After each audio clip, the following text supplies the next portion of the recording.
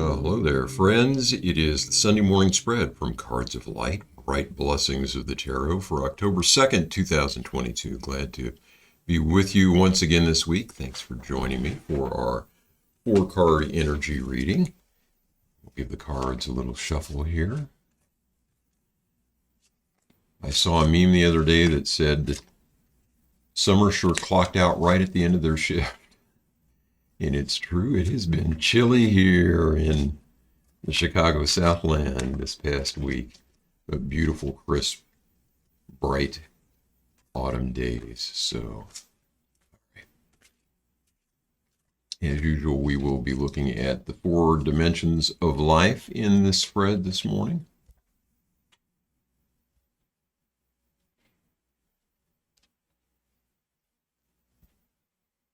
Cut these and then take just a minute to sort of get quiet.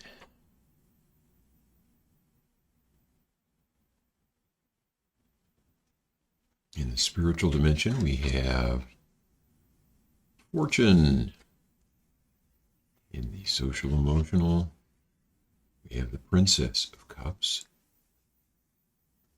In the mental dimension, the Seven of Cups. And in the physical dimension, the Two of Discs. All right. Let's get these kind of in order, and then we will take a look. So one major, two pips, and a court card this week.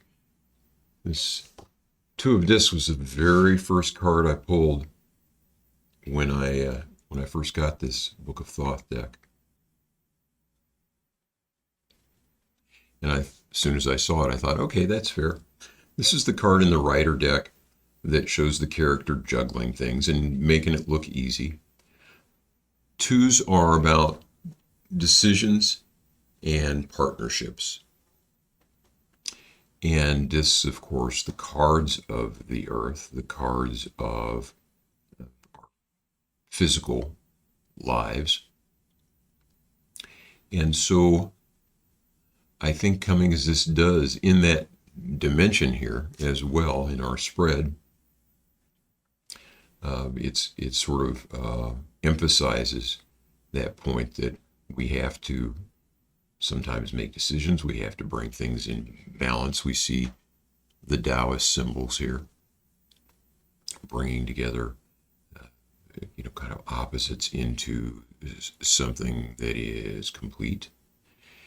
And I'm getting the sense that this is about things in our lives that don't seem to fit together very well and working to integrate them. This could be, and it seems like to me, I'm getting the impression that it may be for someone about the tension between vocation and financial health. So we may be feeling a strong calling to do something that we really love, something that really lights us up, but having a little difficulty, at least at the moment, in figuring out how to pay the bills with that. And so I don't know that this has advice for us as much as just that's reflecting the energy that's going on. So if you're feeling that tension, hang in there. Always follow your heart. Things ultimately will work out. And if we've got something, a very strong inclination towards something, that's not an accident. And we shouldn't ignore that. And we shouldn't wait 30 or 40 years and think, oh, well, I'll make a living now and I'll do that someday when I retire. Who knows what tomorrow will bring? So we're here for a purpose. Let's get in touch with that and let's find a way to incorporate it in our lives. It may not be that we'll be able to pay the bills with that thing that really drives our passion, that really lights us up, but we can still do it. We shouldn't, kind of shut that part of our lives off and not pursue it and think, well, I'll get to that someday. If there's something that we really care about, then we ought to be doing it and making time for it. Okay, over here in the social emotional, we have the Princess of Cups. And I think of this card as, just very soft, sweet, loving energy, like a child that, their eyes just light up when you make contact with them. They run up and give you a hug, and they're just open and no pretense, no guile, and absolutely unashamed of being demonstrative and loving. And so, coming as this does in the social emotional dimension this week, this could either say that sort of energy is required of us and that we ought to open our hearts, be a little bit vulnerable, be soft and sweet to others. Or it could be that sort of energy is coming into our lives. Could be in the form of another person. Could be actually a child. I'm getting the sense here for someone that is the case, that this is a child that will be opening the heart, not only their own, but helping us to open our own heart. And so I'll be interested to hear if that's the case with anybody, but just really sweet, sweet, sweet energy going on here. Okay, up here in the mental dimension, we've got the Seven of Cups. We've seen this card before and talked about it before. This is the card of just too much fun, to the point that we don't feel very good now because we have been overindulging in something. This is the card in the Rider deck that shows the character is gesturing to the table, and the table is filled with these cups that are just all of these, interesting, fascinating things, and you just want to explore all of these cups. But there's so many. There's 7 of them, so you gotta choose, and it's hard to do that. So we're trying to take all of it in. We're trying to pursue all of this stuff, and there comes a point where it is just too much. And in the mental dimension, coming as this does this week, I think that this is about a lack of focus, lots of distractions, lots of stuff going on, to the point where it's like getting off of a merry-go-round or something. You feel dizzy and a little sick. Lots of that sort of energy swirling around in the mind in the week to come. So a way to combat that is through meditation. And it's the way that I talk about meditation all the time. It seems like a panacea. In some ways, for some of us at least, it can kind of be the solution to a lot of things that are going on in our lives. But doing something to quell all of the just, frenetic energy that's going on here would be good. For me, the interesting thing about meditation is that it is not, I love the analogy of, if you look at the mind as the sea, and there's all of this turbulence from storms and things at the surface, you can't calm that down. It just has to be the way it is. It has to be, active and roiling and choppy and all of that. But if you dive down, and you don't have to dive very far, underneath the surface, everything is calm. So when we meditate, we're not trying to calm everything that's going on the surface here.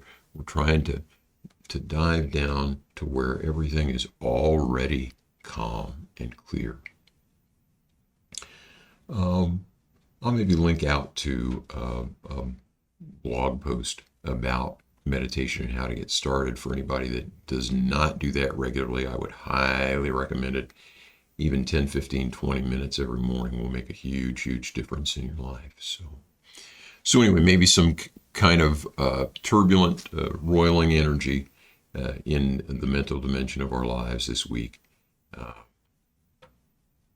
As Krishna Das says, calm your ass down, do some practice. It'll help with that. Okay. In the spiritual dimension, we have the fortune card. And, very simply, what goes up must come down. What comes down must go up.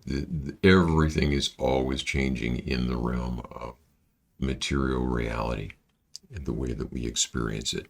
And things may seem sometimes to be stable. They will, we will feel like, okay, we're finally at a point where everything is settled down. But even in those moments, everything is changing from one microsecond to the next. We just don't always experience it that way. When we do experience change, sometimes that's pleasant and it's like, oh, thank goodness, the change has come. I feel better. Other times it's not so pleasant. It's like, hey, things were going just fine. Why did this have to happen? That's just life. And the key to dealing with that, as we've talked about before, is this point in the center that does not move. In finding that still point and realizing that that is the ultimate truth, and that all of the stuff flying around us is just change.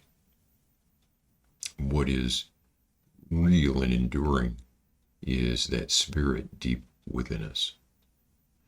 So down here, this is about integration. This is about just open-hearted loving. And these two cards are both about stuff that is external to us, drawing our attention and making us dizzy. And in both of these cases, in the mental realm and in the spiritual realm, we need to find that stillness. We need to get below the surface where things are quiet and calm and clear. And then we can function. Whatever is flying around us, we can do all right with it. Not getting strong intuitive hits about the specifics of any of this. But I think that is the way that I would read these. It's interesting to me, this axis here, or these two corners, the colors in those cards, and then these two, and how that all works together as well. I don't know if there's some relationship there. We've also got some of these pink and violet hues from these cards over here, the greens over from this one over here. Just really pretty. These are four of the most striking cards, I think, in the Thoth deck, although they're all certainly beautiful and interesting and fascinating. I think that will do it for this week's reading. I hope that there's something that you can take away from this that will be useful to you. If you've got questions, please hit me either with a comment here on the video or pop on out to the weblog at brightblessingstarot.com and get in touch there. And if any of this is resonating in your life, I'd love to hear from you with that. As always, if you're a reader and have other impressions or thoughts about this spread, I would love to hear that as well. I think that will do it for our first Sunday morning spread for October of 2022. I can't believe how fast this year is going. Plan to be back on Thursday. And in the meantime, as always, I wish you peace. Take good care of yourself.